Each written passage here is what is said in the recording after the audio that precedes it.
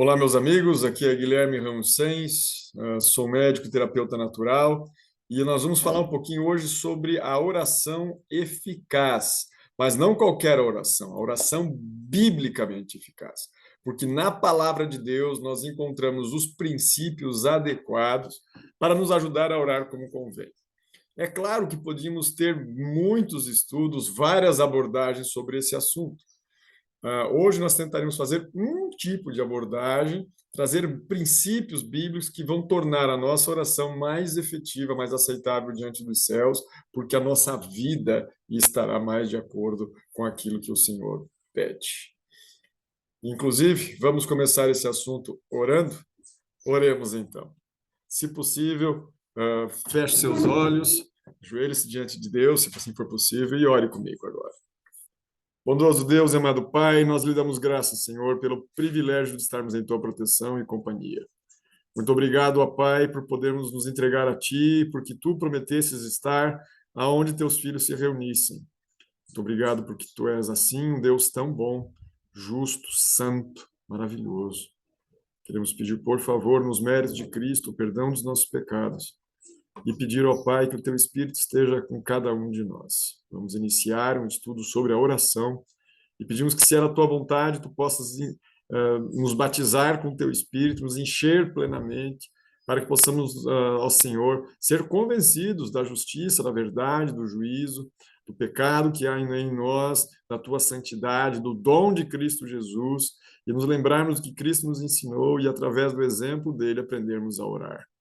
É nos méritos do Senhor Jesus que oramos, Senhor, clamando por libertação do mal, e já estamos agradecidos, porque tu és um Deus que és galardoador daqueles que te buscam. Presenteia, Senhor, em Cristo, aqueles que te buscam. Obrigado por isso.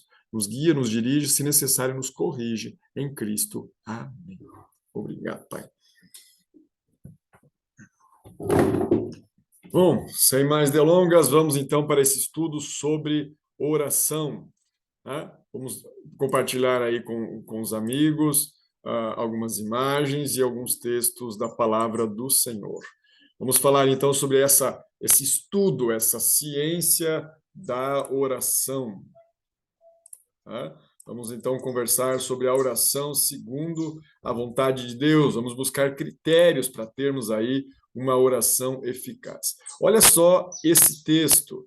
Quando oramos, nós somos elevados a Deus. A oração ela é abrir o coração a Deus como um amigo. Não que seja necessário a fim de nos tornar conhecido a Deus ou o que somos, mas sim para nos habilitar a recebê-lo. A oração não faz Deus baixar a nós, mas eleva-nos a Ele. Deus sabe de antemão aquilo que nós vamos orar. Nós não oramos para informá-lo. Nós oramos para que nós saibamos que nós estamos entregando a Deus e que essa entrega pode justificar a nossa fé, a nossa confiança.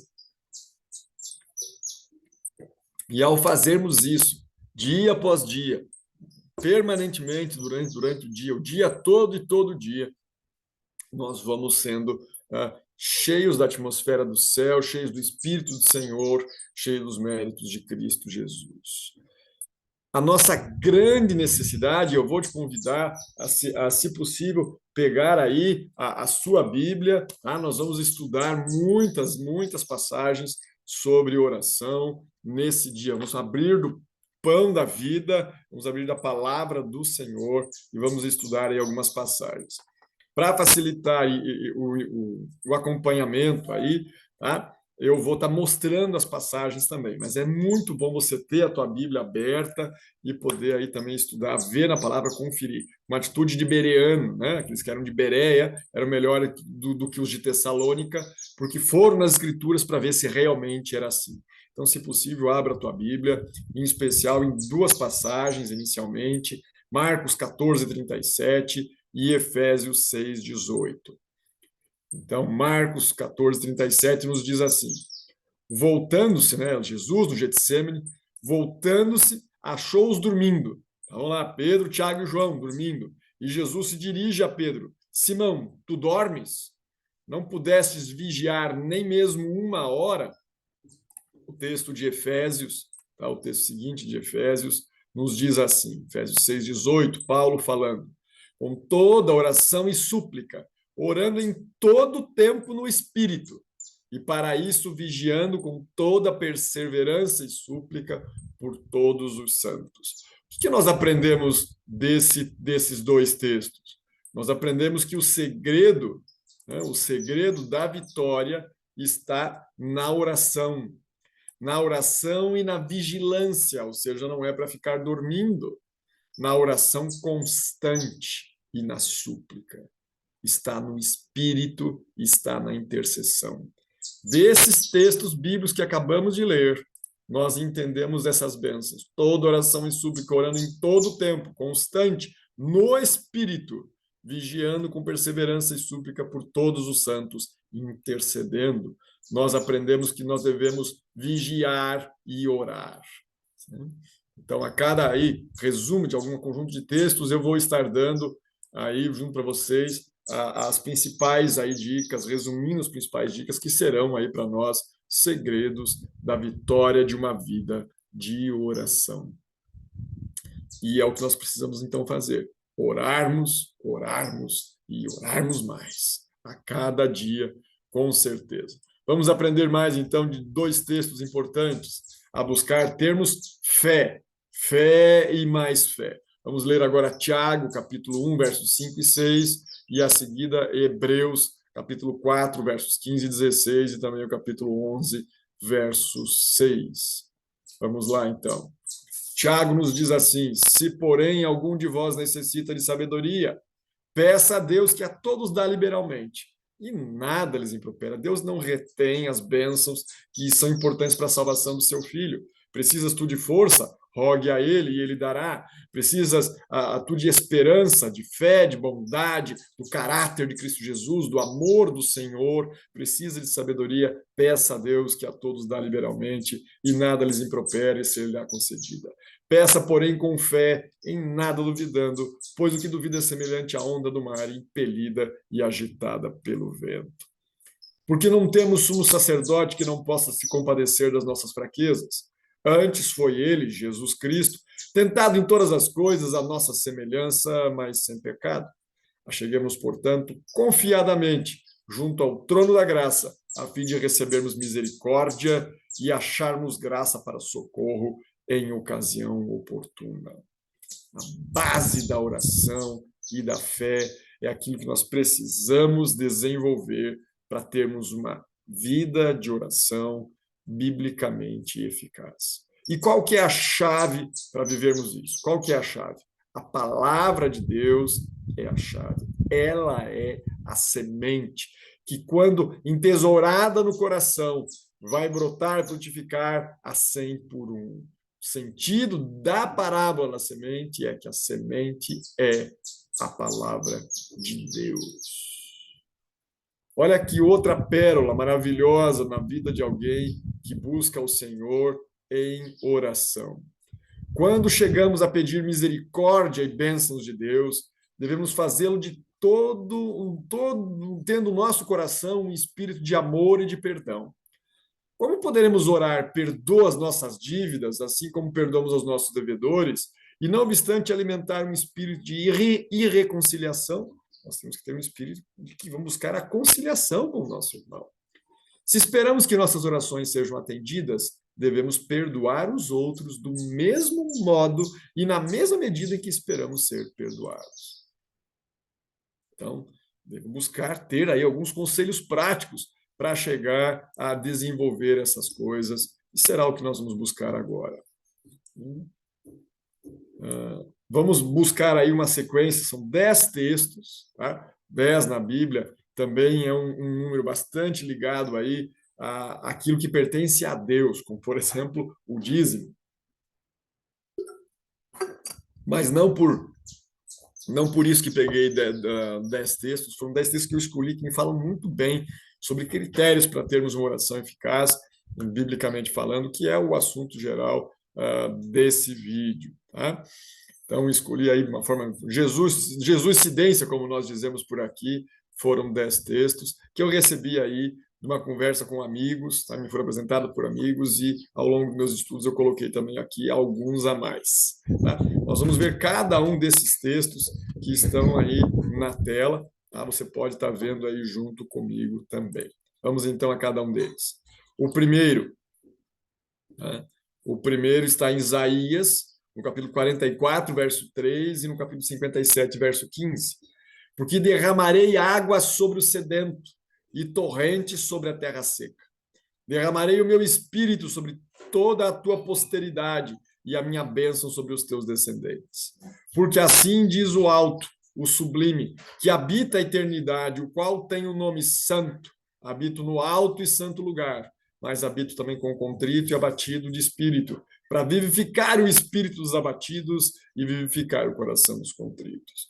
Então, é necessário que nós nos acheguemos a Deus com humildade, com contrição, estando ali necessários de receber o Espírito de Deus, pois é nessas pessoas que estão sedentas pelo Espírito Santo, que ele vai ser derramado como chuva, né? Usando aí as nomenclaturas proféticas, a chuva temporã, que ajuda o grão a preparar a terra, faz o grão germinar, faz a planta crescer, e a chuva serôdia, que dá a maturação do grão para que ele seja colhido. A chuva temporã, que iniciava aí no começo do período de chuvas, que era toda aquela estação, e a chuva serôdia, que lá no Oriente Médio, na região da Judéia, faria então esse preparo para a colheita. É necessário que nós busquemos a Deus com essa intensidade, tá? Para então termos Ele em primeiro lugar na nossa vida, porque quando nós temos a Deus em primeiro lugar, aí realmente nós temos uma maior e mais plena comunhão com Ele. Agora, quando nós dividimos a atenção que é devida a Ele com qualquer outra coisa, conosco mesmo, com os cuidados dessa vida, tá? Com pessoas aos quais nós amamos e convivemos, ainda que é lícito isso, porém, ao fazermos isso, estamos invertendo a relação e não tendo Deus em primeiro lugar, e inclusive quebrando o primeiro mandamento. Não terás outros deuses diante de mim.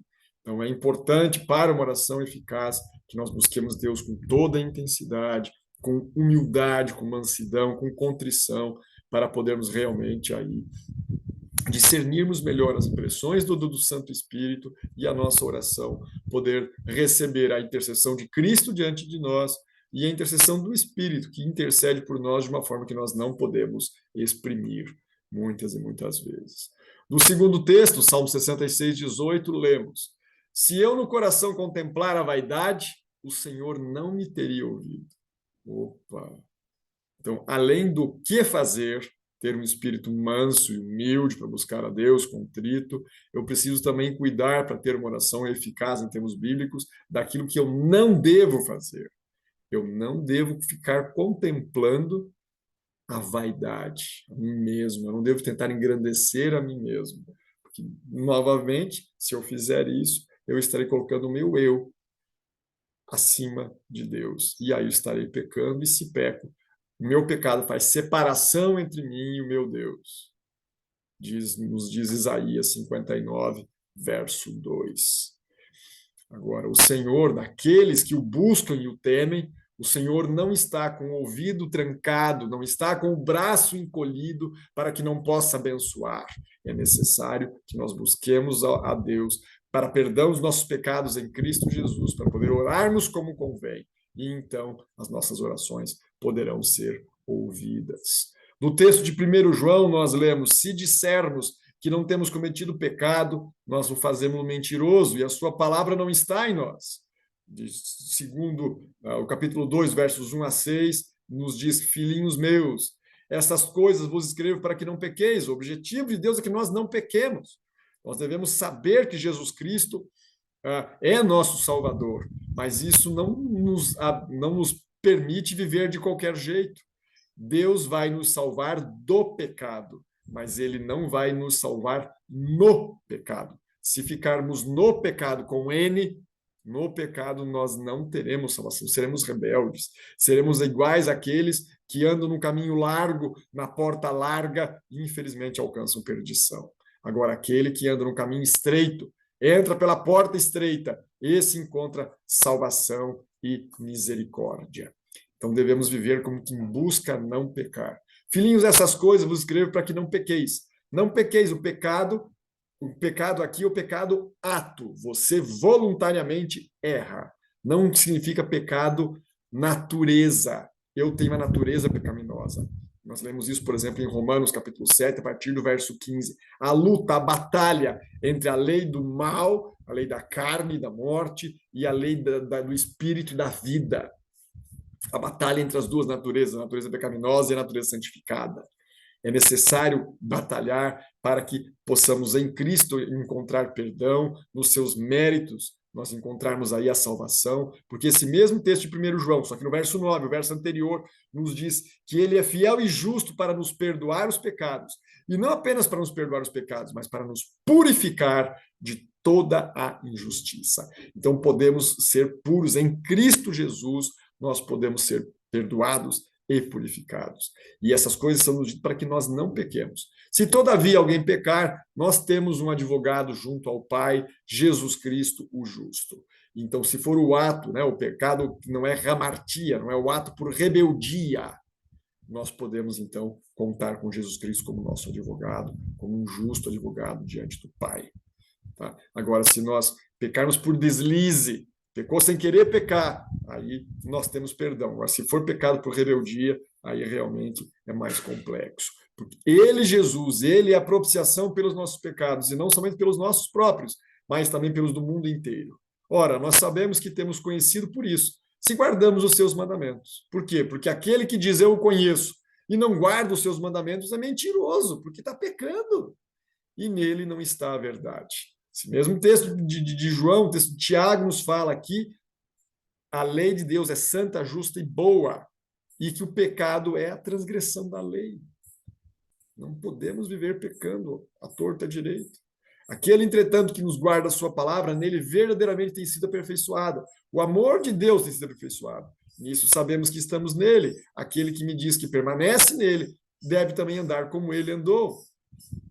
O amor nos aperfeiçoa. Nós somos salvos pela graça. E uma vez que estamos salvos pela graça, nós precisamos agora viver de acordo com essa salvação que recebemos. E certamente é de uma vida de bondade, tendo o testemunho de Cristo Jesus e também lhe guardando os seus mandamentos. Segundo critério vem também, o próximo critério vem também de João, no 1 João, agora no capítulo 5, verso 14, que nos diz assim: é esta a confiança que temos para com ele, que se pedirmos alguma coisa segundo a sua vontade, ele nos ouve. Nós devemos orar segundo a vontade de Deus, não é segundo a nossa própria. No próprio Senhor Jesus, ao cumprir da missão, da maior missão confiada a ele, que foi a nossa redenção, ele disse: Pai, se possível, afasta de mim esse cálice. Por 3 vezes ele repetiu isso. Porém, ele mencionou bem claramente: seja feito conforme tu queres e não conforme eu quero. É muito importante nós coloquemos Deus em primeiro lugar. Nós não podemos inverter a relacionamento com Deus. O nome disso é presunção, não é fé. Deus é o Senhor, nós somos servos, o Senhor manda, o servo obedece. Nós devemos pedir segundo a vontade de Deus e não segundo a nossa própria.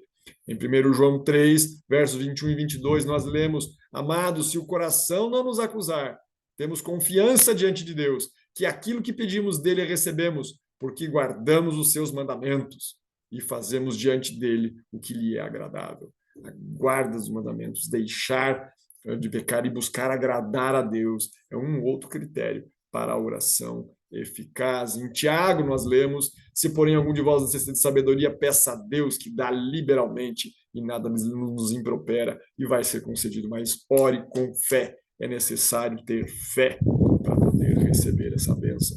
Também em Tiago nós encontramos: pedis e não recebeis, porque pedis mal. Pedi mal para esbanjares em vossos prazeres. Sujeitai-vos, portanto, a Deus, mas resisti ao diabo e ele fugirá de vós. Nós devemos parar de pedir mal, parar de pedir para cobiça, por inveja, parar de pedir para simplesmente nos agradar. Não é para nos esbanjarmos nos nossos prazeres. Estamos pedindo mal se fazemos assim. Nós temos que pedir bem conforme a vontade de Deus. Por isso, se sujeite a Deus, é conforme a vontade dele. Estamos sujeitos ao Senhor. E aí podemos, então, resistir ao inimigo e ele vai realmente fugir de nós. Ainda em Tiago nos traz que a oração da fé salvará o enfermo. Aquela fé que confia, e não é de cada um, é daquele que é chamado justo. Então, a vida de justiça diante de Deus, nos méritos de Jesus, porque nós por nós mesmos não somos justos, é Jesus a nossa justiça e o nosso justificador, nos diz a palavra de Deus. Então, ele é a nossa justiça, ele é o nosso justificador, é pela graça que nós somos salvos, apenas pela graça somente. Né? E é vivendo assim que nós vamos conseguir ter uma vida de fé, uma vida de oração, e é assim que nós vamos, pela fé, salvar-nos o enfermo através da nossa oração. O Senhor o levantará. Se houver cometido pecados, vão ser perdoados. Então é necessário clamarmos, intercedermos, clamarmos por cura, por perdão. Confessamos, pois, nossos pecados uns aos outros. Né? Orai uns pelos outros para sermos curados, porque muito pode, pela sua eficácia, a súplica do justo. São critérios para uma oração eficaz. Lá do Sermão da Montanha, lá da oração que Cristo ensinou, nós trazemos a necessidade do perdão.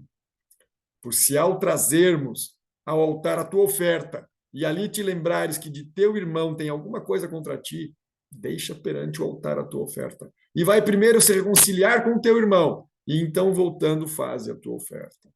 Perdoa as nossas dívidas, como também nós temos perdoado os nossos devedores. Esse é um grande conselho, importante conselho, essa reconciliação, esse perdão. Perdoar e pedir perdão. Esse é um grande conselho da palavra do Senhor aí para nós, para termos uma oração eficaz. Por último, desses 10 que eu lhe trouxe, o texto de Colossenses 4:2. Perseverai na oração, vigiando com ações de graças. Uma oração perseverante, como nos diz, por exemplo, 1 Tessalonicenses 5:17. Orai sem cessar, orai todo o tempo. Vigiando constantemente. Vigiar o quê? A vida dos outros? Não, a nós mesmos. Tome a tua cruz e siga-me. A edificação do teu caráter é importante critério aqui para termos uma oração eficaz diante de Deus e com ações de graças, agradecidos, porque Deus já abençoou os seus filhos. Então nós devemos, durante a oração, já agradecer, porque Deus comunicou a nós tudo o que precisamos para sermos justos diante dele em Cristo Jesus. Porque aquele que permanecer em Cristo, nova criatura é. Aquele que está em Cristo não tem nenhuma condenação. E por isso tem a oração eficaz. Resumindo aqui, então, os 10, né? Eu falei de 10 textos bíblicos agora, e aqui eu estou trazendo aqui as lições de cada uma delas. Tá? De Isaías aprendemos a humildade e a necessidade. Temos que ter necessidade de clamar a Deus, como busca a água do sedento, que clama pelo Santo Espírito. Dos Salmos, nós precisamos viver que não podemos ter pecados acariciados. De 1 João, nós entendemos que em Jesus, nele, por nós mesmos não, mas em Jesus nós guardamos os seus mandamentos, nós lhe seguimos o exemplo e nós somos aperfeiçoados no amor. João ainda nos ensina a pedir segundo a vontade de Deus e a praticar toda a vontade conhecida dele. Tiago nos ensina a ter fé, fé que não vacila. Nos ensina a não pedirmos mal e a nos sujeitarmos a Deus. E Tiago ainda nos ensina sobre buscarmos essa fé, a salvação e o perdão, confessando os nossos pecados uns aos outros, intercedendo uns pelos outros e contando com a justiça de Cristo. De Mateus, nós aprendemos sobre dar e pedir perdão. E de Colossenses, Paulo nos ensina a sermos perseverantes na oração. Aí teremos realmente uma oração eficaz. A perseverança na oração é também uma condição para ser ela atendida. Lembra daquela parábola da pessoa que ficava buscando, né, a viúva que ia ao juiz iníquo? Ela era insistente na oração, ela buscava. Devemos orar sempre, se quisermos crescer na fé e na experiência. Perseverar em oração, velando nela em ações de graças. Pedro exorta os crentes a sermos sóbrios, a vigiar em oração. Né? Paulo nos instrui as vossas petições sejam em tudo conhecidos diante de Deus. Mas vós, amados, diz Judas, orando no Espírito Santo, conservai a vós mesmos na caridade de Deus. A oração incessante é a união ininterrupta da alma com Deus, de maneira que a vida de Deus flui para a nossa vida e da nossa vida reflui para Deus a pureza e a santidade. Uau! Que promessas maravilhosas! Nós podemos ser chamados como aqueles que são coparticipantes da natureza divina. Isso está em 2 Pedro, capítulo 1, versos 3 e 4.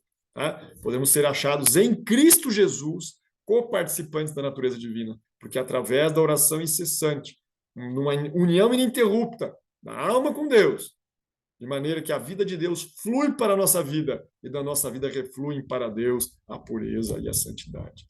Que promessa maravilhosa! E para encerrar, nós já possuímos o dom. Ele nos deu. Você pode crer que ele te deu o dom que você precisa para ter uma oração efetiva, uma oração eficaz diante dele. Você pode crer nisso. Podemos entender isso por quê? Porque pela graça nós somos salvos, mediante a fé. Isso não vem de nós, isso é dom de Deus. Não é de obras, porque se fosse assim, as pessoas podiam se gloriar, mas não é de obras para que ninguém se glorie. Mas lembre-se, nós fomos feitura dele.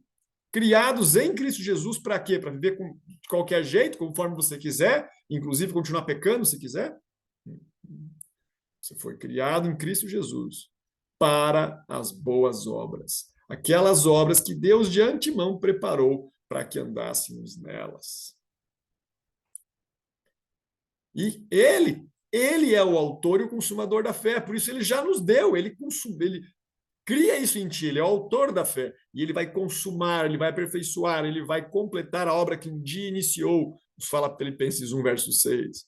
E aqui, em Hebreus, a promessa diz que nós devemos olhar firmemente para ele, manter fixos os olhos no Mestre, pois ele é o autor e o consumador da fé. Ele, Jesus, o qual, em troca da alegria que lhe estava proposta, suportou a cruz, não fazendo caso da ignomínia, e está sentado à destra do trono de Deus. Que maravilha! Que promessa maravilhosa nós temos em Cristo Jesus, que nele podemos ter uma vida de oração eficaz, e não é eficaz segundo o meu critério, não é eficaz segundo a bênção que eu vejo acontecer, é eficaz segundo a palavra de Deus. E sim, Deus é fiel, mas sou eu fiel? É a minha oração que faz a diferença ou é Deus que faz a diferença? De Deus ninguém zomba. Então eu preciso viver na minha vida os critérios, as condições que ele diz para que as promessas aconteçam. Porque nesse mundo nós teremos aflições. Mas tem de bom ânimo, se anime, tenha uma boa atitude mesmo mediante o sofrimento. Tiago, no capítulo 1, verso 2, nos fala que nós devemos buscar isso, buscar termos uma boa, uma excelente atitude diante do sofrimento. Tem motivo por grande alegria, diz Tiago, o passar por várias provações, sabendo que a provação da vossa fé, uma vez confirmada, produz perseverança, e a perseverança deve ter ação completa para que possamos ser perfeitos, íntegros, em nada deficientes. E ao pedir com fé, sabemos que Deus já nos deu o que nós precisamos para termos uma oração eficaz diante dele. Agora precisamos tomar posse dessa bênção e viver assim, coerente com isso. E não viver como quem vive como vivia antes. Temos que viver em novidade de vida. A bênção de Deus não te traz amnésia. Você sabe o que é viver sem pecado. Porque nós somos resgatados do reino das trevas para o reino da sua maravilhosa luz. Então, nós vivíamos antes em pecado. Mas, uma vez que fomos resgatados, temos que viver coerentemente com isso. Se estás em pé, cuide para que não caia, diz a palavra de Deus. Então, eu vou cuidar para me manter assim, salvo, livre do pecado, para poder receber essa bênção que Deus deseja, para poder me manter salvo. Não é para ser salvo, porque a graça a salvação é pela graça. Mas eu tomo posse dessa graça pela fé e eu mostro a minha fé pelas minhas obras, diz Tiago no capítulo 2, capítulo 1 e capítulo 2, especialmente no capítulo 2. Eu mostro a minha fé pelas minhas obras. Então, eu vou vivendo dessa forma, confiante, plenamente aí nos méritos de Cristo Jesus para me salvar, e eu vou ter Cristo vivendo em mim. Não sou mais eu que vivo, Cristo vive em mim, nos diz Paulo em Gálatas 2:20, e assim a minha oração vai ser eficaz diante de Deus. Que Deus os abençoe e que diante dele você possa realmente crescer em graça e conhecimento a cada dia. Deus abençoe, um abraço, até uma nova oportunidade. Vamos orar mais uma vez? Ó, bom Pai, querido Deus e Senhor, muito, muito obrigado, Senhor Deus de amor, pelo privilégio de diante de Ti estarmos e orarmos mais uma vez. Eu gostaria de pedir que, por favor, Pai, Tu trabalhe no meu coração, no coração de cada uma das pessoas que está orando comigo, para que nós possamos agora, Pai, diante de Ti, nos ajoelharmos.